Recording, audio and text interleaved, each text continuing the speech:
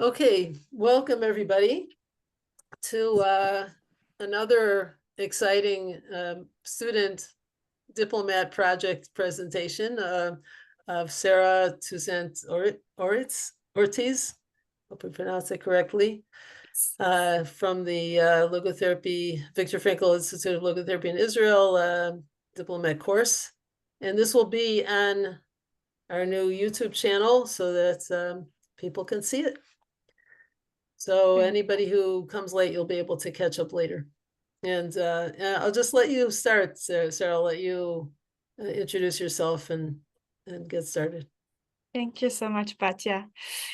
Yes, it's so nice to be here and share this with you. Inner growth through adversity has been just a huge topic of interest for me for years. Hearing stories of people going through hardship and then somehow growing in a meaningful way through it has always fascinated me. And I'm a mindfulness teacher.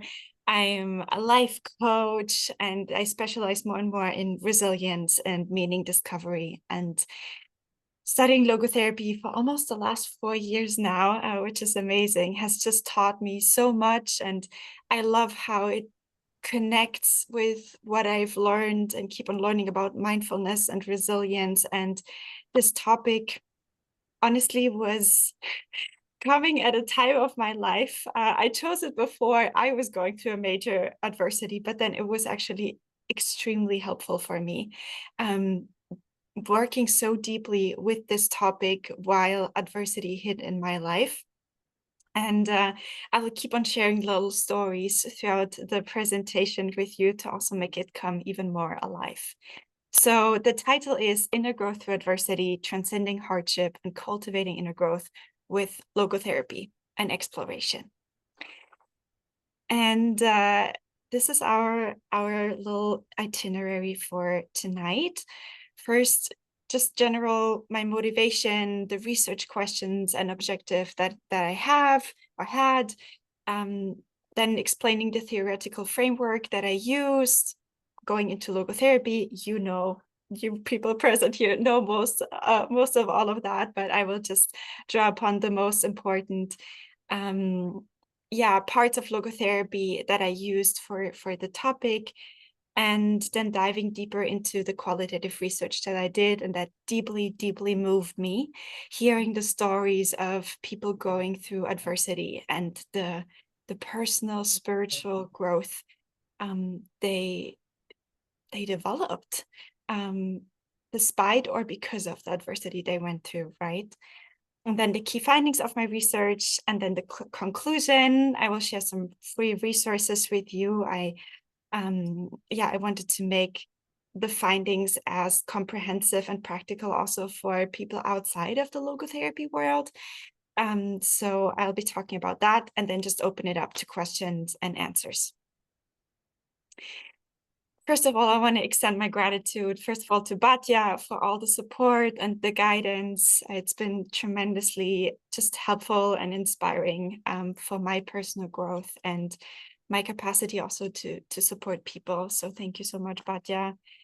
And I need to really thank everyone who has participated in my research, being willing to meet a stranger. Most of them were strangers, and share stories of personal hardship with me, and also the wisdom and the personal growth that the people who participated in my research shared with me was just extremely valuable, and this whole project wouldn't have been possible without them. So big thank you to them. But let's start at the beginning. When faced with a crisis, it can be difficult to imagine that difficulty, that experience will ever lead to some kind of growth, right? And that's the humility that I often bumped up against working on this topic, because maybe you've experienced that as well when you're in the midst of adversity and someone else comes from the outside in a not very empathic way and is like, oh, but everything happens for a reason, and is kind of trying to force something on you when you're not ready for it. that can seem very harsh, and not serve the purpose to feel heard and understood.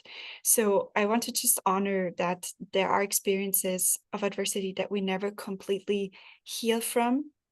And yet, and this is what made me come back and dive deeper and fall in love with the topic over and over again.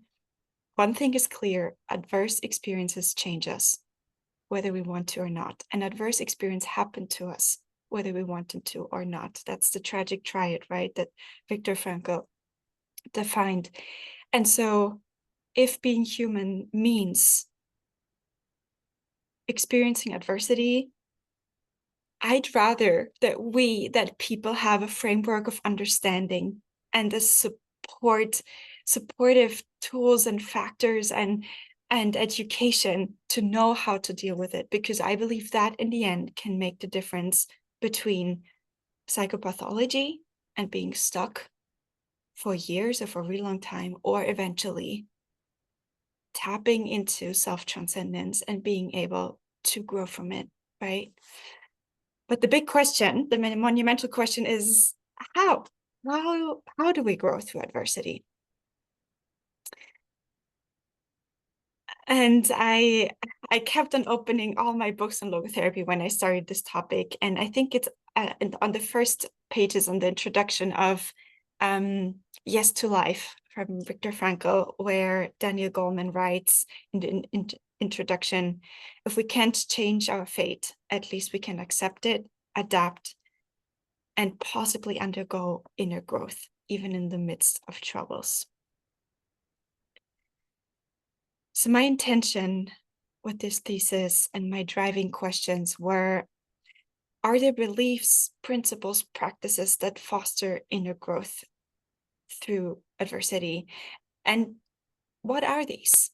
And how can the teachings of logotherapy support us in transcending and growing through adversity? And finally, as well, I wanted to know, in what ways do people grow through adversity? This is the approach I used. At first, I wanted to understand the meaning of adversity. It's always good to go back to the beginning, right? And ask ourselves, well, what is the meaning of adversity actually? And what are the outcomes? And I learned a lot about that. I will talk about it a little bit in a moment. Then just going to the existing research, I wanted to know, what do we know so far about adversarial growth? And that was super interesting. I'll be presenting the key findings for you as well. And then, of course, coming back to logotherapy and its modalities, and then diving into the qualitative research that was, of course, informed by all the previous steps. And so going to the meaning of adversity, to state our instance of hardship, difficulty, or misfortune that one deals with in life. Norris and Sloan published a study that stated that 90% of us will experience at least one serious adverse event during our life. And I think here's already one of the key pointers for us. It shatters our fundamental assumptions about the world. It breeds ignorance, cynicism, and hatred. And it often leads to dysfunctional relationships, to lose our sense of identity, to abandon our faith, and to conclude that we don't matter or life is meaningless. And so that already points towards the meaning, that the perceived meaning. We don't really lose meaning. We know that as logotherapists, but the perceived loss of meaning that often ensues after experiencing adversity. But of course, we know this is an incomplete picture. But the existing interventions for post-traumatic stress right now often don't take into account the potential for adversarial growth, which for me pushed my motivation for this research topic. Because yes, I think it's important to look at the psychopathology and at the PTSD and all of that. And that's important. And I think we need to balance it with the potential for growth through adversity, right? Because they're not mutually exclusive and we kind of need both. Next, I wanted to also look at what are the typical pathways and outcomes of adverse experiences. And the first one is psychopathology, which is interesting because it's not the same as trauma is not the same as adversity. And I realized even in my own language how I often use them interchangeably. But it deepened my understanding of like, oh, trauma is actually one of the outcomes of adversity. It's a complex response to adverse experience that overwhelm an individual's ability to cope, often leaving lasting emotional and cognitive imprints. And it often causes a dramatic change in outlook, and it manifests in a wide range of symptoms. And I want to tell you the story of, 2 years ago, I was still living in Lisbon, preparing to move back after 7 years to Germany with my then fiance, who's from Mexico. And I had created this whole image or this whole illusion of how it would be to move back, live in a multi-generational housing community with my parents, and very idealized how all of that would be, very hopeful. And when we then moved, things were looking very different. It was extremely difficult for us to arrive here. I had panic attacks walking in and out of the immigration office, fighting for the right to get married just because my husband doesn't have a European passport.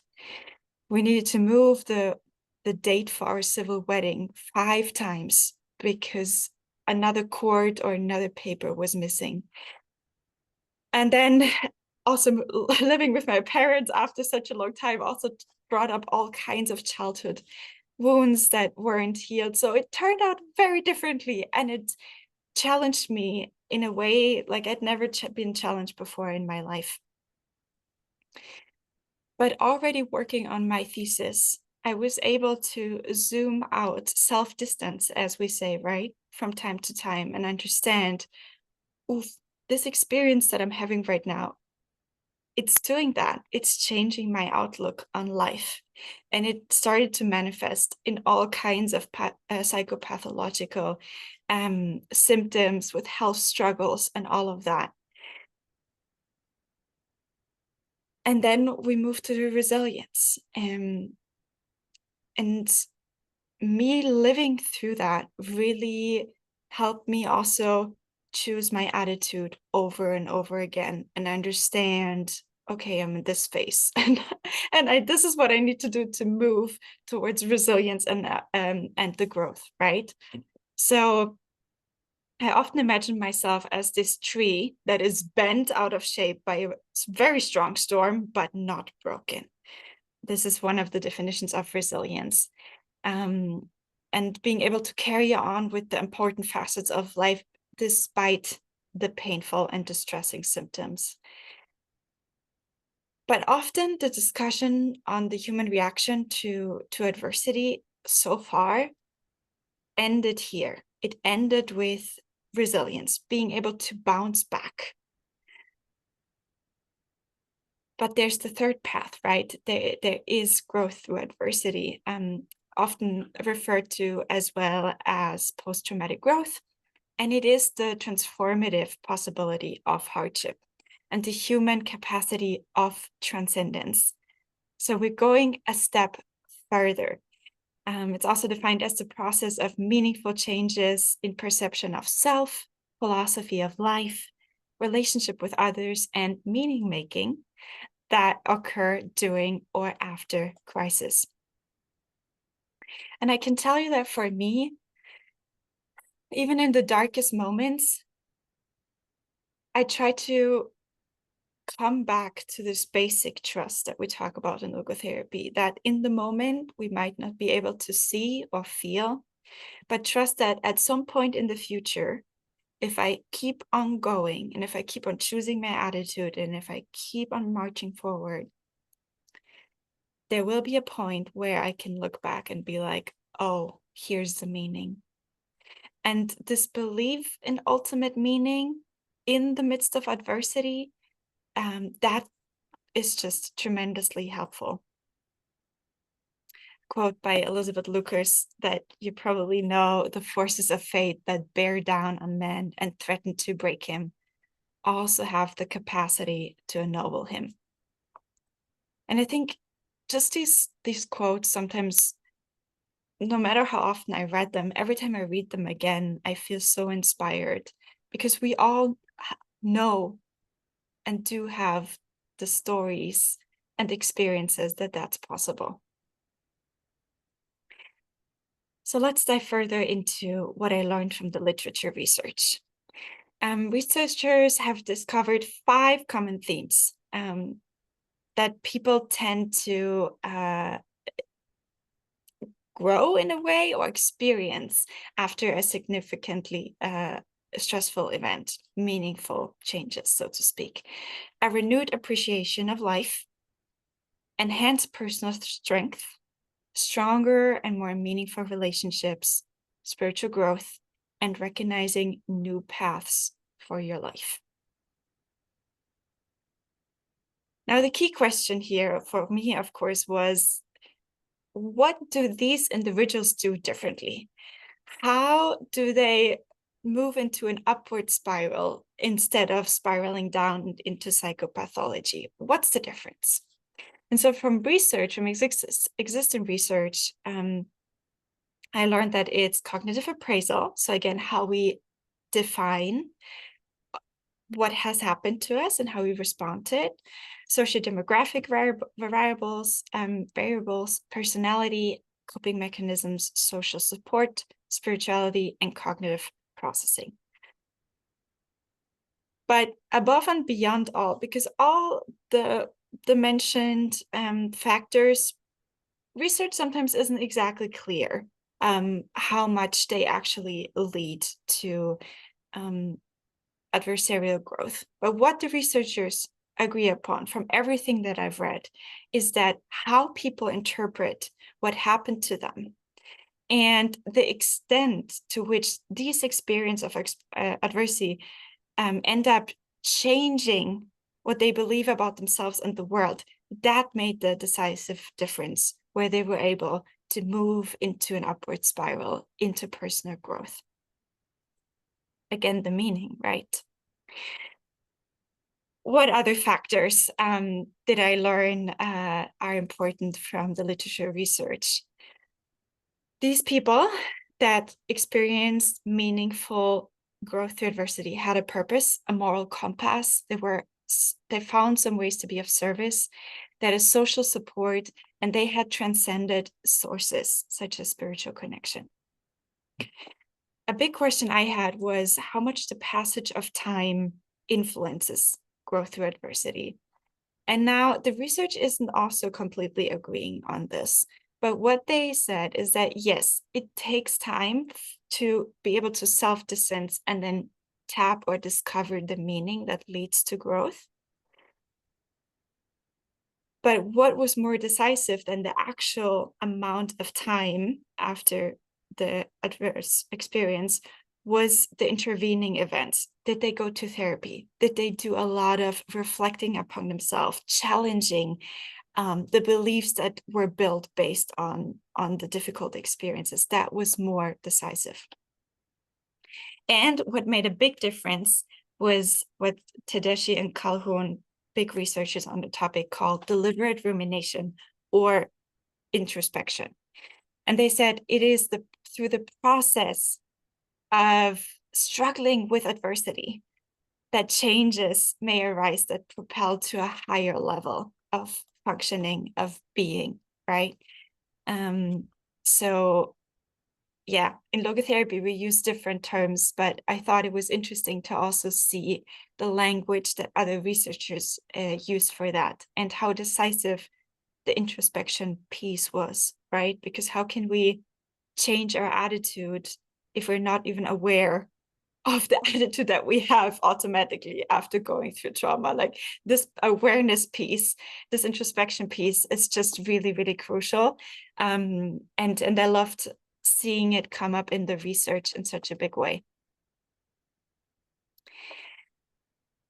In my thesis, of course, I took a lot of time to also talk about logotherapy. I will not be doing that tonight. I don't want to be repeating a lot of the things that you know, but just the most important things. You know, I used this graph from Elizabeth Lucas' book, Living Logotherapy, just to also explain that one of the things that is so important, I think, in logotherapy, that it has the psychotherapy, therapeutic, very hands-on practical approach and strategies and techniques and tools, but it's also philosophy of life.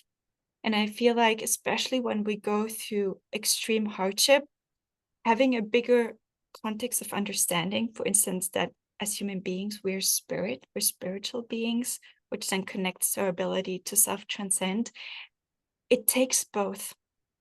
And so I just wanted to like bring that up and also explain it in my thesis for people who are not in the world of logotherapy.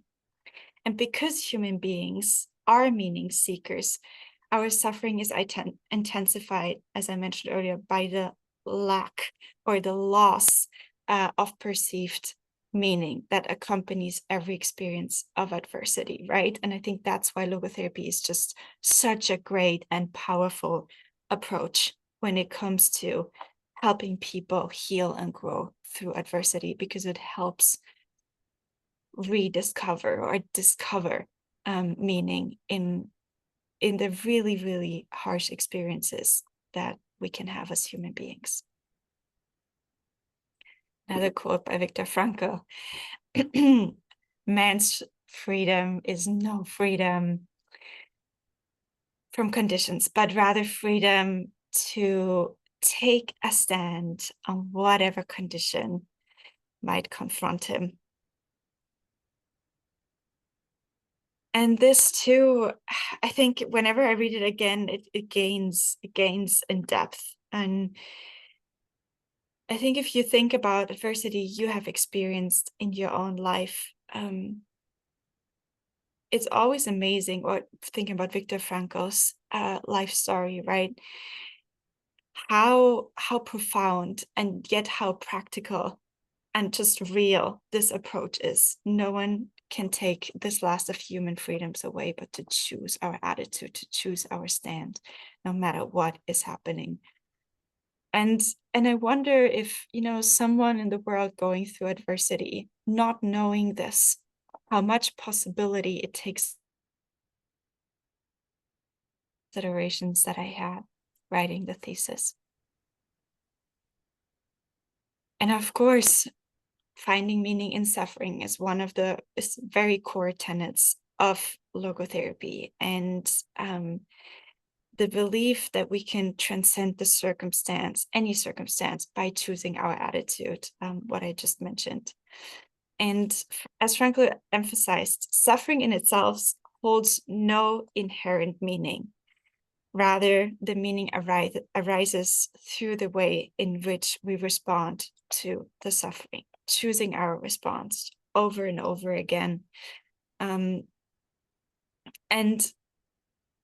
I have that with clients now when they tell me their stories of what they've gone through or going through. And then we look at their automatic reaction, because I think often when we're in pain, there's an automatic reaction.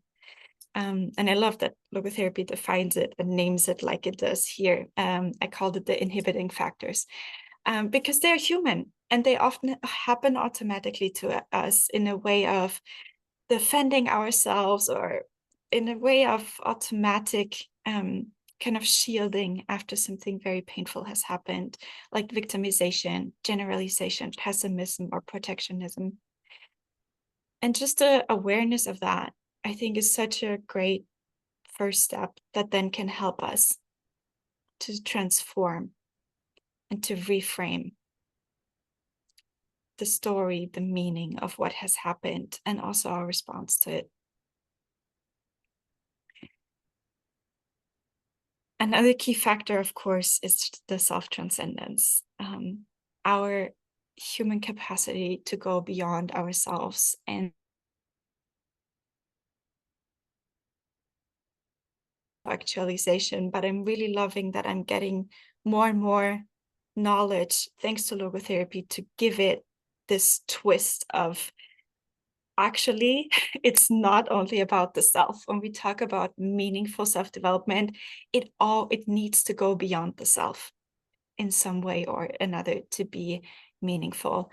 And the same goes for growing through adversity, right? Because the self doesn't seem to be enough in a way when it comes to tapping into a deeper source of meaning. It always goes beyond ourselves. It's, for Viktor Frankl, it was thinking about his wife who had already been killed. For others, it's remembering their passed on parents and remembering their lessons and their love. There's so many transcendent sources that go beyond ourselves that we can choose, which is another just really important teaching of logotherapy. Yeah, coming all together with one of my favorite quotes: those who have a why to live for can bear almost any how. And also for me personally,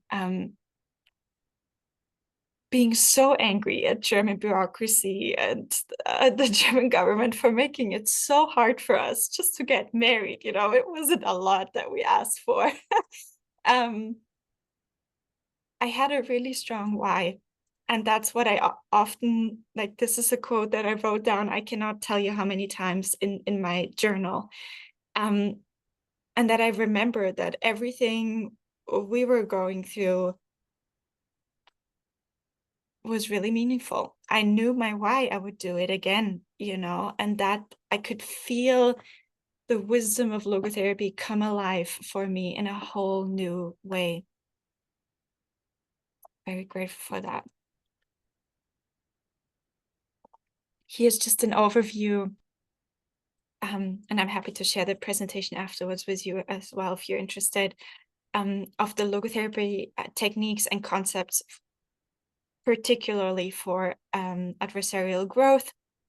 I discussed them all in the thesis. I was just thinking it was nice to just have them in one image. If, yeah, at one point we want to just have a quick reference to know, oh, okay, there's so many tools, so many concepts that we can use to support our clients.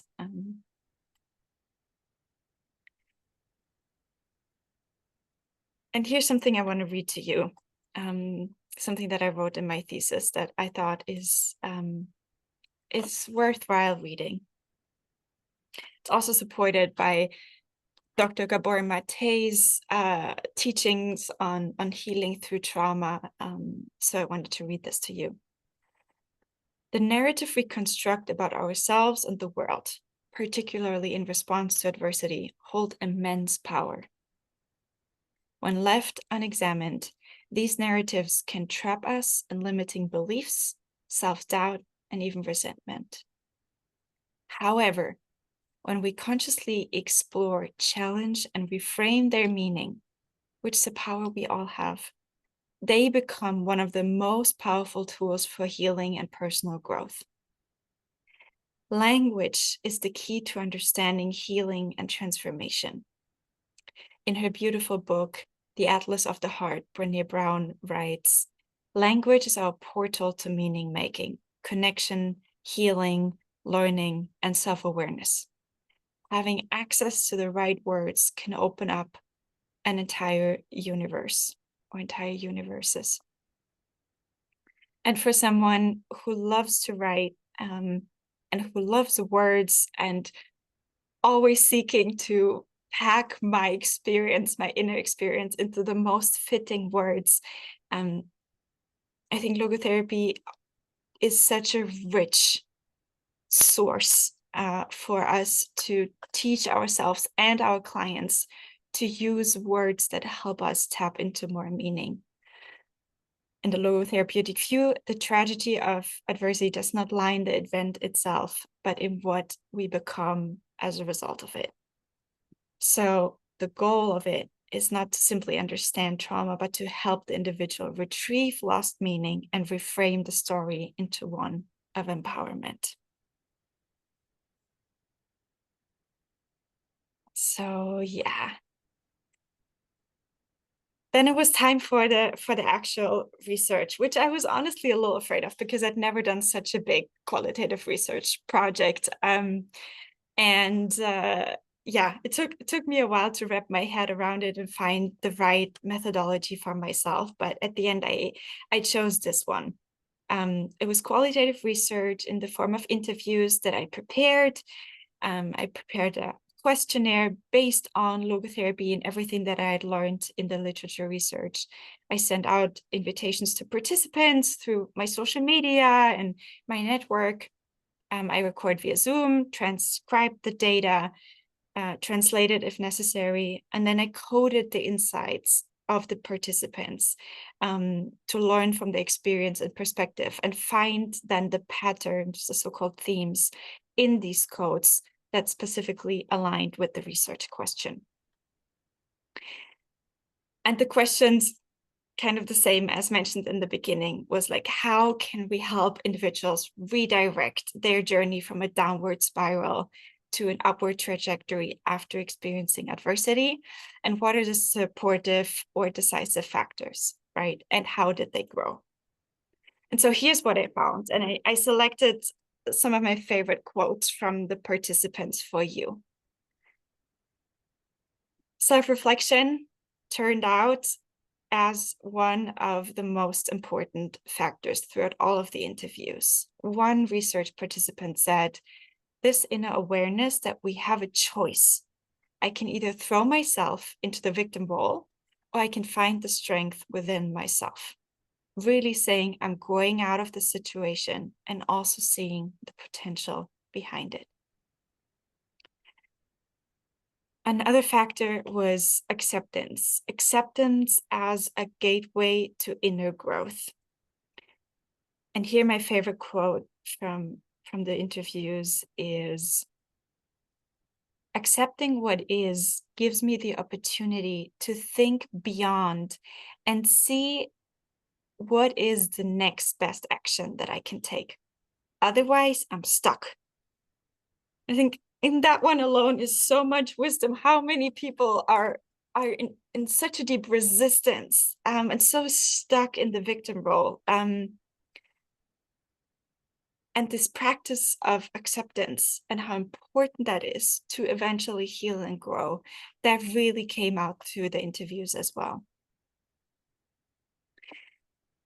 Then another important finding was the role of responsibility. Very, very confirming of what we already know from logotherapy, right? And here my favorite quotes are, it makes you move. Because if you feel responsible, you feel like you can and even need to do something about it. But if you don't feel responsible, you don't do stuff. I mean, just thinking about everyday life at like how it is with people, right? I mean, that alone is like, yes, so true. Another quote I really love here is the mental strength to not only say, I'm going to change my attitude, but actually do it with actions. That saved my life. I was a young woman I interviewed who was diagnosed with stage 4 cancer at 25 years old. And she continued by saying, there's no chemotherapy for a bad mental state. You got to take care of that yourself. I can tell you, I had goosebumps during many of the interviews. Then another factor that came out as very significant in the research was recognizing pain as a wake-up call. And here a participant said, I had to look back, see what's wrong. I always put myself in second or third place. This didn't happen just because. it had to have meaning. It is a way, it has to be a way to alert myself to change my life. And so here to write this idea of our conscience calling us, life shaking us awake, often in painful ways, to tap into deeper meaning. Yeah, that really stuck out here. And then other key findings were professional help, healthy habits, and reflective practices. Integrating emotional and physical self-care was also came out as crucial in the research. The importance of support systems, including community connection, trusted relationships, and professional help.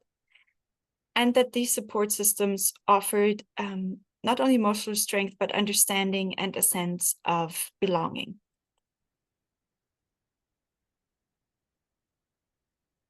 And then to the next question, how did participants grow through adversity? They experienced a shift in life perspective and also made meaningful life changes. I think one of my, I don't want to say favorite, but one of the stories of a woman I interviewed that I'll never forget, let's call her Amelia here. I interviewed her a few years after she had experienced a stroke at 38 that partially impaired her hearing abilities, and it took a huge toll just on her brain. And she went through the healing recovery process, but not only that, she decided to change her life and see it as a call to change, to meaningful change. And she became a teacher for children with special needs. And it was so moving to listen to her story because she described experiencing other teachers that hadn't gone through something similar than the kids or her, treating the children with a lack of empathy for not being able to hear like other people hear. And she made an effort to then teach the staff through her own story to really make it clear to them how it is to live with impaired healing and what kind of life-changing way it is that you experience just reality. And so she was able to not only support the children, but also teach the staff to be more empathic in their work with the children. And she said, now I'm much happier. I'm happy to help kids with my job every day. And another participant stated, I've been able to create a source of inspiration, creativity, and knowledge from all the suffering to support other people on their path. And I think this is also something that came out through the research, this deepened human compassion. If we go through adversity, it's super painful, and it also opens up a way to understand people going through something similar or having gone through something similar from a way deeper place. I will start a job as a house tutor in this beautiful multicultural community of a college that is here, that really has the big mission of peace building through education. 200 kids from over 90 countries come together, live here for 2 years together. And I can tell you that through this experience, as a privileged German fighting in the immigration office for the right to get married and live here with my husband, all of that, I can feel in the connection with these students from all over the world, most of them from very difficult backgrounds. I can just feel that there's a deeper place in which I can meet them and their challenges that I would not be able to connect with if I wouldn't have gone through it. So I think this is one of the ways where with reflection, we can also tap into deeper human compassion, which then translates into our actions and is a very meaningful way to grow through adversity. And here are other ways how people grow through adversity as well. Confronting fear while maintaining a realistic yet optimistic outlook, seeking and accepting support from others, following their own moral compass, and in some cases, spiritual practices. Cultivating physical and emotional well-being through self-care. The research also showed that at first, people needed to go through some kind of emotional processing before they could tap into the meaning discovery. And then, yes, really engaging into the meaning discovery and the reframing part that I mentioned. Finding humor, also something we learn in logotherapy, right? Having a sense of humor and lightness in dark times can be really helpful. And taking responsibility for our own emotional well-being, and using painful experiences as a doorway for personal transformation. Because I was so fascinated and fell deeper in love with this work throughout this time working on the thesis, I really wanted to make the findings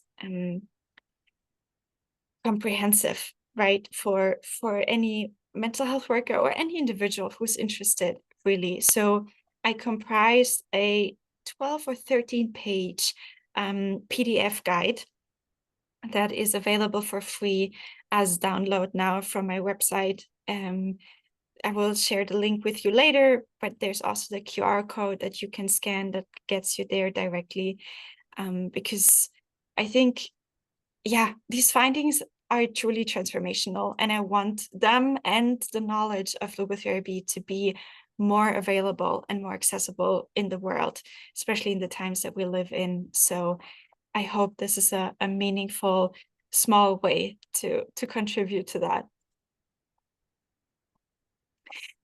And in conclusion, I think, yes, we have underestimated the human potential of growing through adversity. And everything that I've learned, everything that I've read, that I've listened to in the interviews has confirmed that in a really big way for me. And in fact, witnessing firsthand in the interviews how people grew through adversity made logotherapy come alive for me at a whole new level, combined with the personal adversity that I shared with you, and applying what I learned as good as I could to my own life. Choosing the attitude and reframing our narrative, aka the meaning, is key, coming up over and over again, being confirmed over and over again. And also, interestingly enough, I struggled with the word or the approach that I learned doing my coaching and mindfulness training, how to cultivate resilience. It always felt, I don't know if superficial, rather it always felt incomplete to me. So whenever I was asked to give a resilience workshop, there was always a sense of discomfort, like I hadn't quite unlocked it for me. But this work did it, because it doesn't end with the bouncing back. Because honestly, for me, after going through adversity, there is no bouncing back. Where do we go back to after going through adversity? It does change us. So this deep exploration into growing through adversity has made me understand and own the resilience work in a really new way that I'm really grateful for. And I think it's a call to educate and counsel, to support inner growth through adversity, for all of us. Yeah, that is it so far from my side. I hope I didn't overwhelm you. It was a lot. It was hard to summarize 70 pages to this presentation, and I could have talked a lot more about it, but I didn't want to completely overwhelm you. So I'm happy for any questions, comments, and reflections from your side. Well, thank you, Sarah. Can you take down the Mm-hmm. Let me see. slides? I just go here. Okay. Yes. Well, oh, first of all, to make sure I don't forget, I just want to give you a big, big congratulations. You put so much work into this, and it's you could expect this kind of project to be the same old thing and nothing new, but I feel like you really went deep into with people, and you found, like you talked about, the words are important. You found like the formulations that would really hit the spot and that would really like say a lot, and speak to people. And so just a comment that of reflection that occurred to me when you said that you choose over and over and over again. And I was thinking to myself, like, why do we have to choose over and over and over again? And a few things occurred to me. I want to know if you also have thoughts about that, because it's kind of like you make the grooves, when you like have a habit. So it's like the habit of getting used to finding some kind of meaning there. You kind of go over and over it, because it just doesn't happen just once. Also, each situation that you're in is a new situation, because Frankel talks about the meaning of the moment. Mm-hmm. Every moment is new. But I was thinking also that each kind of growth step, something shifts, and then there's another choice to make again. So it's very dynamic. So wondering It if you have is. thoughts about that. No, absolutely. And I think that's also something I loved learning from logotherapy, like the whole idea of the conscience, and that we need to be in tune in the moment to listen to our conscience and what life calls us to do and how to realize meaning. Yeah. And that changes. It really does. And I think also just for me, often I felt the dark thoughts coming in and the doubt. Was it a mistake to move back to Germany? Like, that was just a practice. That's why I need to choose over and over again and like self-distance and be like, okay, you know why you're doing this. Like, I think that for me was also the practice Uh, of choosing my attitude over and over again. That was yeah. helpful. Yeah. Yeah, that's really good. Yeah, I like the way you learn from your own experience to be able Mhm. to help other people, and it's really Yeah. true. Yeah, Thank Ronnie. you. Yeah, well, Sarah, first of all, congratulations. I think it's a wonderful job. I must say, on a personal level, I kind of wondered where you were the last year. You've kind of disappeared, and now I'm Yeah. sorry to hear that you disappeared with so much difficulty. I'm sorry to hear that, but I'm glad to hear that we're on the other way out now, which is good. Yeah. And so, did you actually get your husband to get married and live in Germany in the end? What happened in the end? Yes, we managed. Okay, We okay, managed, and he found a great job in his field, and we found a beautiful apartment on the okay, other side of town from where my parents live. So, so okay, great. yes, That's great. That's yes, beautiful. And the but second thing I it want to took a say is while. I find it so refreshing that when you present, you don't present dry things, but you present yourself, like your own emotional reaction here and your own experience and your own authenticity, as well as the, research findings, so on and so forth. I find that very refreshing. So I want to comment that as well. Mhm. And I also want to say that, as I mentioned, I'm writing a paper in a very similar area. But I went more, I also went through post-traumatic growth in this area. Batya knows this. And I've developed it now into the area of hope, which is, you didn't go into Mm, exactly. So we're not exactly the same, but we're close cousins in our research.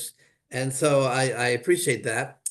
And I also appreciate the fact, as a coach in many years and training, I really like when you said, I kind of found what I learned in coaching and mindfulness to be a little bit superficial, not superficial, something else. I experienced something very similar. Mm, And I tried to ponder why I had that experience. And suddenly you said it. And I think that, and I'm giving up just a surmise here, is that when we study coaching, we do coaching where we are reflecting, definitely, and we are touching the emotional side and we're being practical. But I think what we're lacking there is kind of the underlying motive about all this. And what logotherapy brings to coaches, and I'm talking for myself, maybe you don't think the same way, is that it's giving you a reason why this is happening. You know, the dynamics of meaning seeking, what uncovering meaning makes, meaning of the moment, everything Frankl has taught us in logotherapy. And even a thing like mindfulness, which I also call meditation, but it make a difference. It tries to be very practical in making you feel good, making you feel relaxed, making you, the technical skills that people look for. But I think what's wonderful with logotherapy, and I think you also discussed it, is that it's not just about feel good. We're about talking about, excuse the expression, deep shit. Okay? And we're going through tough stuff. And sometimes there are no solutions. And sometimes it's not happy. And even then, that's where the attitudinal side comes in. The ability to accept, the ability to self-reflect. I mean, self-reflection is a key research finding of yours, but it's also that it's part of the system. When we reflect and we use the attitude reframe, not just a nice technique, it's a whole world of there. That's the difference between psychopathology and growth. yeah. And I love that. Now, I studied Calhoun's work and Tedeschi. I was in touch with Tedeschi about post-traumatic Wow. growth. I think it's great. This is the first time I heard the term adversarial growth. I never heard that before, and I wonder if you found it. And I think it's a much better term because I think post-traumatic growth thinks about trauma, but adversarial growth thinks about adversity. And Mhm. I think that's wonderful. So those you had so much information in this presentation, and I'm sure much more in the dissertation. And I could comment on this, but it'll take us 3 hours. So thank you again. Thank you so much, Ronnie. That means a lot. That means so much. Thank you.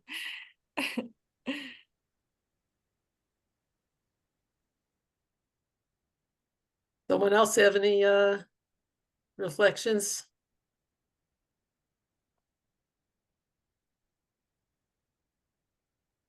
I really liked your slide. Hi, Sarah. Good to see you. Congratulations. Hi, good to see you, John. Great to be here. Finally, right? Yeah, finally. Took a while. I don't know if we were in the same cohort, but it's been a couple of years and I'm right behind you. So Woo. I loved your presentation. There was a slide on key findings that I really liked. And I was making some notes because it almost reminded me of like Erickson's, was it Erickson? Or the stages of development where it's either autonomy or like uncertainty, which chart I'm talking about. Yeah, I think so. Well, you made some points like acceptance versus like non-acceptance, or freedom versus being stuck, victimization versus, I'm not sure what the opposite would be, establishment or passive, like a passive approach versus really actively engaging, taking responsibility or lack of irresponsibility, change versus stasis. So I just really like how you delineated that, and pain versus pleasure, or rather misery versus purpose. So or existential emptiness versus purpose. So I loved it. I really enjoyed the findings and very thorough, well done, certainly worth a diplomat status. So you have my recognition. Thank you, John. Thank you. I'd like to say one more thing. You mentioned also, you used the word deliberate rumination. Yes. Where did I get that from? I never heard that before. Where does that come from? Me neither. I found in the literature research. And for me, as a mindfulness teacher, I'm like, oh, but rumination, that's something we want to like learn to get out of. Yeah, right? away from, right.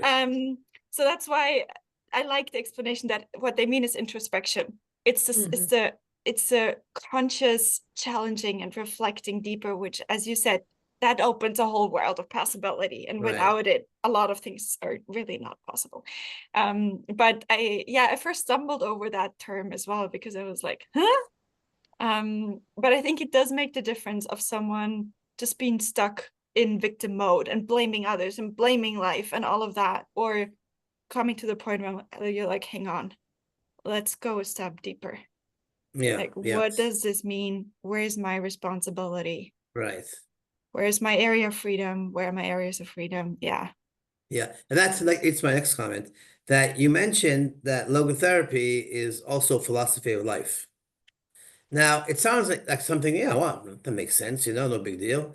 But I think it's important. It's a very Yes. important statement, because to this day, even Frankl, in many of his books, he didn't say, and correct me if I'm wrong about that, he didn't say logotherapy is a philosophy of life. I didn't hear that. He talked about, psychiatry is not doing this, and we have existential vacuum and this, and he tried to show how many research studies are doing logotherapy and comparing it to the clinic. But people like you and myself, I think, we're not in the clinic, so to speak. We're not psychiatrists, we're not psychologists.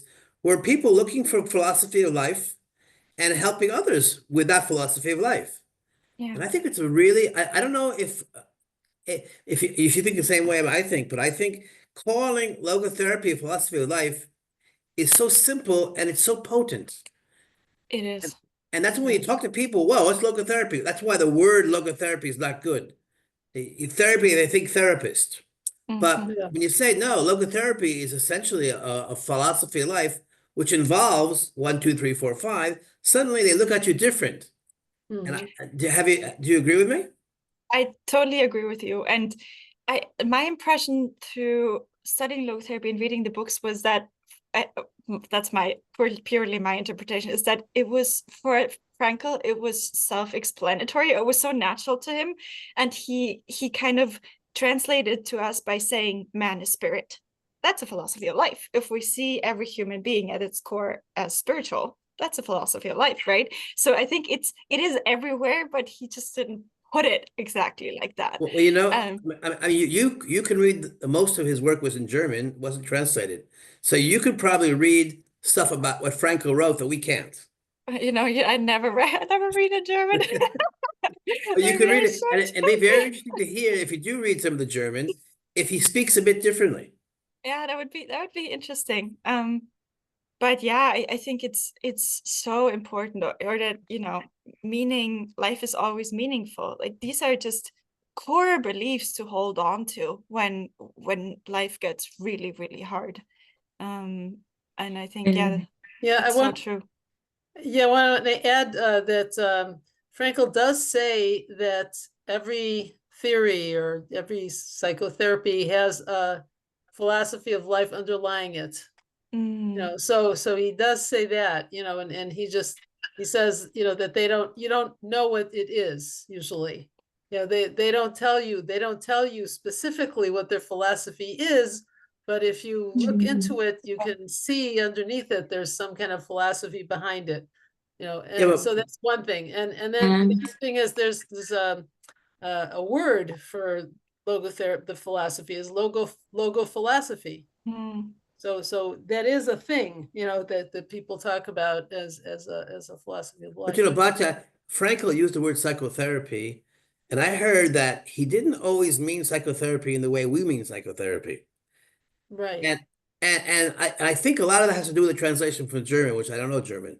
But I have a feeling that because Frankel was talking psychotherapy in a way that we don't think about psychotherapy, I think he was really talking about the philosophy of life.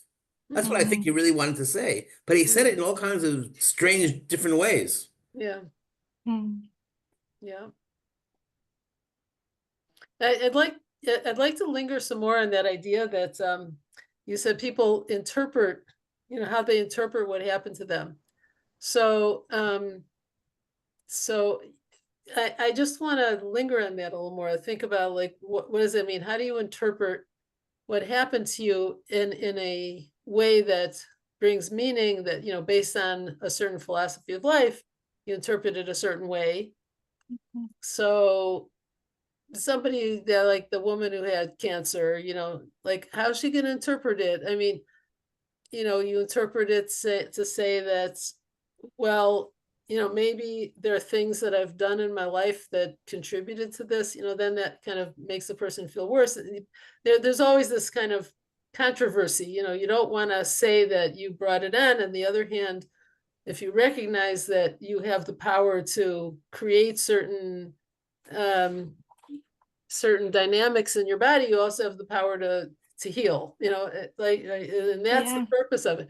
But then when you say how do you interpret it, like, what can you say exactly? You get, I think people try to do introspection, but they also get a little stuck with what does it mean, Definitely. And I think that's where seeing a logotherapist is a good idea. And then of course there's a process to it, but at some point, and I that's something I also try to often use on myself, to go to the question, what is life calling me or teaching me to right now? Right. Because I think with that we get out of the murky emotional blaming victim mode, and we kind of can rise above and get this perspective of, like, even if it's just an openness, even if it's just a question without an answer yet, it opens something up.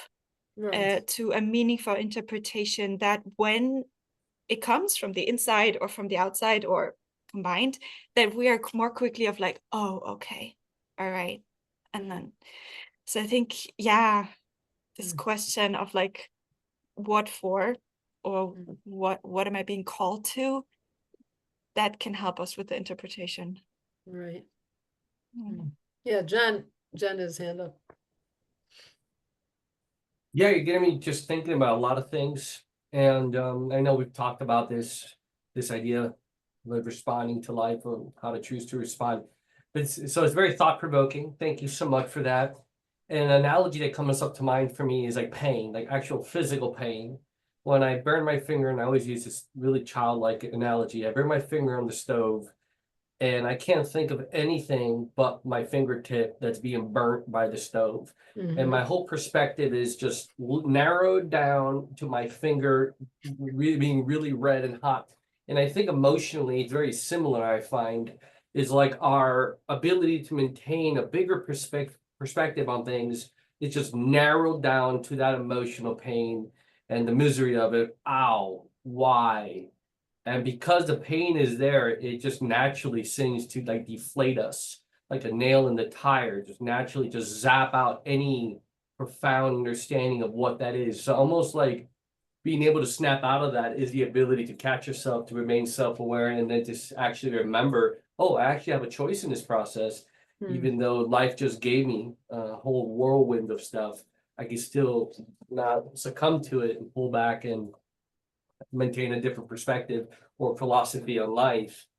It's very intricate, but I think it also ties into CBT. I mean, I think Frankl is phenomenal with this, because it can also be connected to core irrational beliefs potentially. And that's the philosophy of life. It's like almost like, what are those core unconscious beliefs that you have about life in general that you learned when mom and dad abandoned you? What did you learn or then? Well, I learned that you can't trust no one, that no one's to be trusted, that life can't be trusted. Oh, okay. So it's like, it's interesting when he speaks to that, what that could really look like.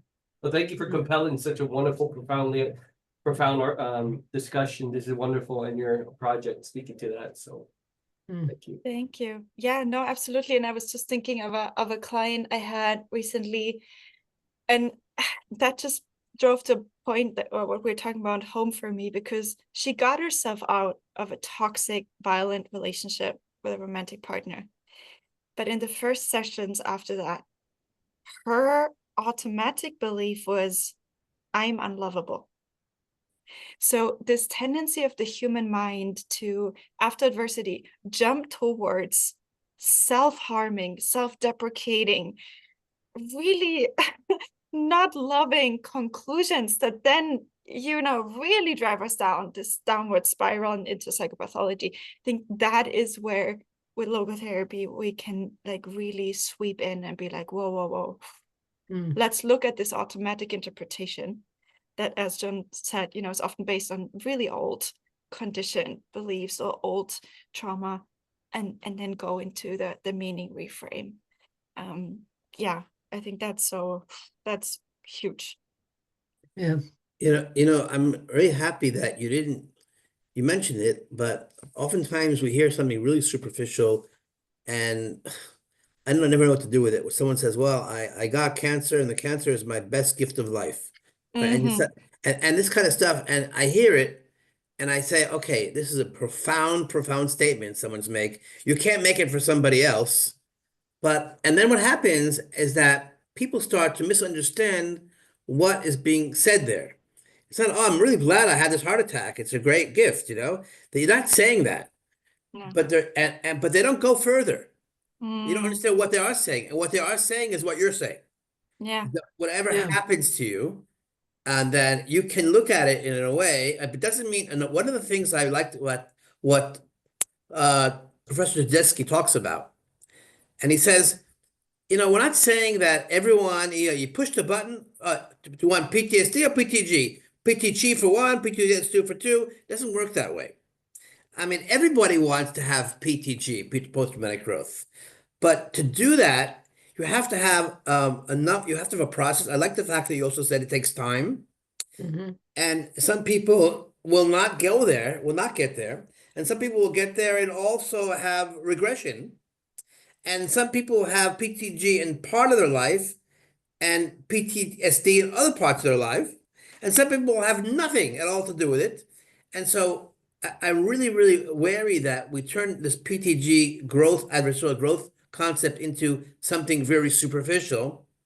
And then what's going to happen? People are going to miss the real lesson.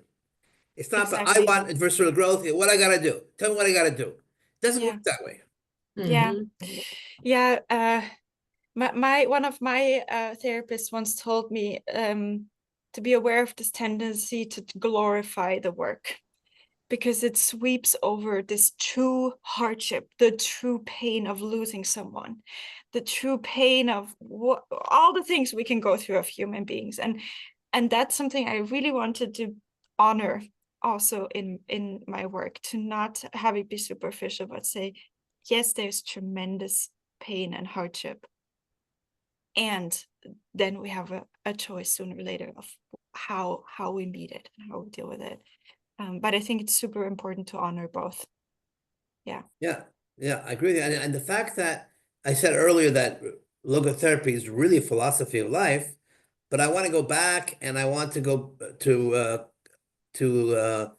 maybe go the other direction and saying, Frankl kept saying that that logotherapy does not replace psychotherapy, but it enhances it. So now we can say, wait a second, now what about the psychotherapists? They should all be taking classes on logotherapy. They're not going to change their profession, but they could do about 20 hours of logotherapy and help them be better psychotherapists. Those of us who are not psychotherapists, we can help talk about the philosophy of life in other areas of life. That's a really important distinction. Yeah, absolutely. And I think there's a lot of potential kind of not used by putting such a huge focus on psychopathology. And not, I don't think the traditional training or, the years of study of psychotherapists includes much when it comes to PTG or growth No, it doesn't. adversity, It right? doesn't. Exactly. So I think, yeah, also where we put our focus on our energy flows and like that, so I think there's a huge potential to balance it out. Yeah. And I think logotherapy, one of the things that when I was in touch with Professor Tedeschi and his staff briefly, I said, listen, you guys are talking logotherapy. And it's kind of, Yeah, Viktor Frankl was one of their teachers there. Mm. Not, his ideas. Yes. And they developed beyond that, which is interesting because I don't think Frankl ever used the word post-traumatic growth. He didn't know about it. He'd Mhm. already died. Post-traumatic growth was coined somewhere about 1995, and Yeah. Frankl died in 1997. but all it's inherent in its concepts in It logotherapy. is. But it wasn't. I don't think it was very well verbalized. Mm. Do you agree with me? Yeah, I mean, oh God, I spent so much time with this and I see it everywhere. So I think for me at this point, everything is connected. But yes, I don't think he ever used the term, but it's everywhere in his work, as you say. Yeah. Yeah. I think Susie earlier wanted to say something, but then we talked so much. Susie, did you want to say something? Who's still there? She might be gone now. I just saw her unmute herself earlier, but I'll probably later. contact you privately. Um,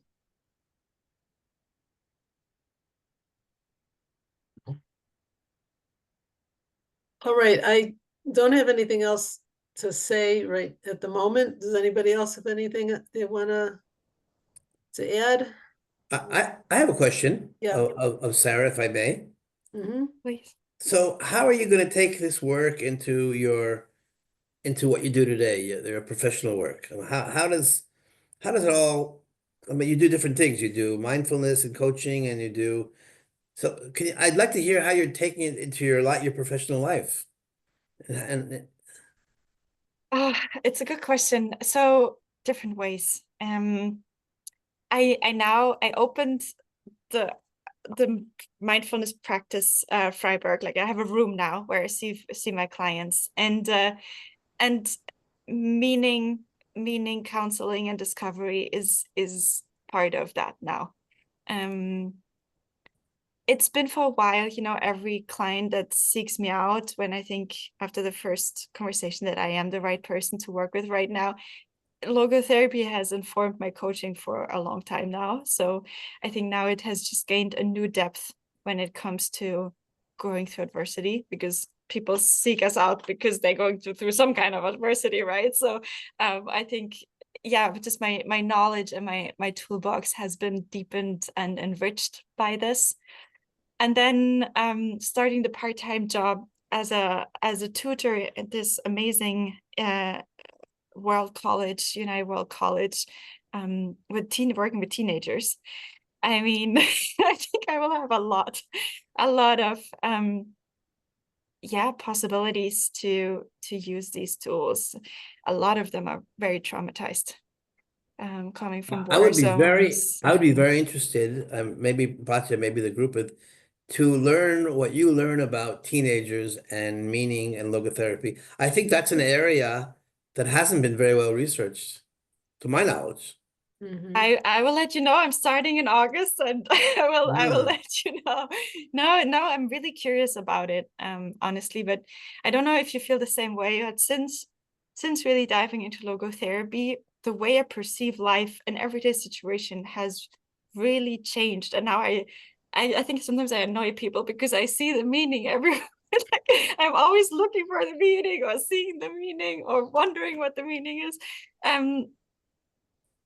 So yeah, I think it's a really important thing. And also what I already use giving some workshops at the college, because they are from such a variety of cultures. There's a lot of intercultural conflict and misunderstandings. And I think teaching them also to kind of go beyond words and interpretation, to also between each other ask for the meaning behind a certain behavior, right? Because often people get confused when someone from another culture behaves in a way that is very strange to them.